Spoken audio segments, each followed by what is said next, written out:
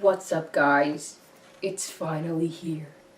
Hillary's emails are getting exposed. The Secretary of State, Mike Pompeo, is slowly uncovering the illegal emails that Hillary has sent. All of Trump's associates are really excited about it, and even A.G. Bill Barr is excited to put Hillary in prison. But, you see, there's always a but. When Barr asked Durham if they could prosecute Hillary as soon as they got the emails, just like with the Supreme Court justice, he said, wait till after the election. He said that we shouldn't be opening any cases during the election for political purposes. Now that's kind of stupid. We shouldn't wait to prosecute crime lords just because it's an election. Get the people in jail when they need to go to jail. But no, they've decided to wait till after the election for no reason. Plus, if you're saying that we can't open cases for political reasons, then why was Trump impeached? Trump's impeachment was entirely political. But they went through with that anyways. Plus, there's actual proof of Hillary's emails, and they're not fabricated like Donald Trump's Russia collusion. Plus, that whole impeachment was a distraction from getting Hillary in prison. Understand? The U.S. government intelligence agencies knew from the Russian intelligence that Hillary Clinton was launching this entire operation to go after Donald Trump. To discredit, not to prove anything, but to intentionally discredit by making people believe that Russia was trying to help him win the election.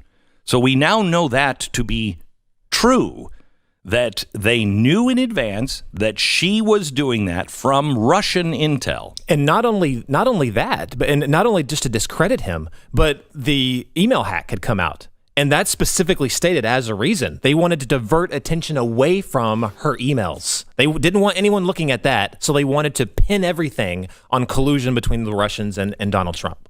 I mean, just absolutely insane. Okay, so now we have everything that they accused Donald Trump of doing. We now have the evidence, the hard evidence in their own handwriting that this was going on with Hillary Clinton. So don't try to stop it now that she's finally backed up into a corner and we all got her emails out in the open. And don't try to keep her crime in the shadows because we all know she did it. Plus, why should we wait to put her in prison if we already have her emails? If she's evil and we know she's evil, there's no point in waiting because it's political. If it was the left and some Republican did some sketchy stuff with emails, they wouldn't wait just because it's an election year. So Durham is saying that he's going to wait till after the election so that it's not seen as political and it won't be unfair to the people who are voting. It's not happening because political gain, and it's not unfair that she's getting accused with things that she's gotten away with for years. She's a baddie and she needs to go to jail. The president ordered all these documents on the Russia collusion hoax and Hillary Clinton's email scandal to be released and declassified without redactions, and Radcliffe then gave them to the Justice Department for Durham. Well, that's not what the president asked for. He wanted these documents to be released. This just ensures that they won't be released because Durham does not want to put out a report before the election. Now, Barr asked him to put out a partial report, but apparently Durham isn't willing to do that. And I think this is really doing a great disservice to the American people. They deserve to know what happened before the election so they can factor it into how they vote. So they're saying if you don't want it to be unfair and you don't want it to be political, wait till after the election. But that accusation doesn't mean anything in the first place. It's just like the 3 temptations of Christ. Satan said, if you're the Son of God, turn this stone to bread. Jesus doesn't need to prove anything to Satan. So he said, no, I'm not going to turn the stone to bread. Jesus knows he's the Son of God, and Satan's accusations hold no power. So it doesn't matter even if he could turn the stone into bread, because if he turned the stone into bread, then he would be giving validity to Satan's accusations. So it doesn't matter that the Democrats say it's unfair or political. Those are just accusations that don't matter. They're irrelevant. In the last days, if we accept the burden to prove ourselves to a bunch of tricksters, prove ourselves to these new, by any means necessary, Weasley Democrats, believe it or not, we could lose our whole country. This leads me to another divine principle quote, wherein accepting the burden of proof could have lost us the entire cosmos. When Satan dared Jesus to throw himself down, it meant that he wanted to usurp Jesus' position as the Lord of the temple by enticing Jesus to fall from that position to the lowly state of a fallen person.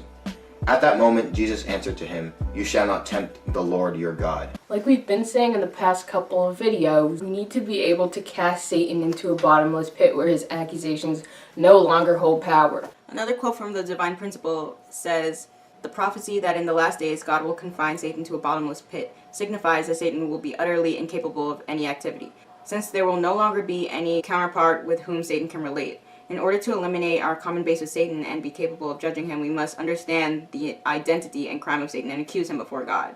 I think it would be a good thing for Donald Trump to expose everything going on in America, to expose Satan and accuse Satan before God. We can't just let him run rampant. We can't be okay with having a common base with him in our country, in America.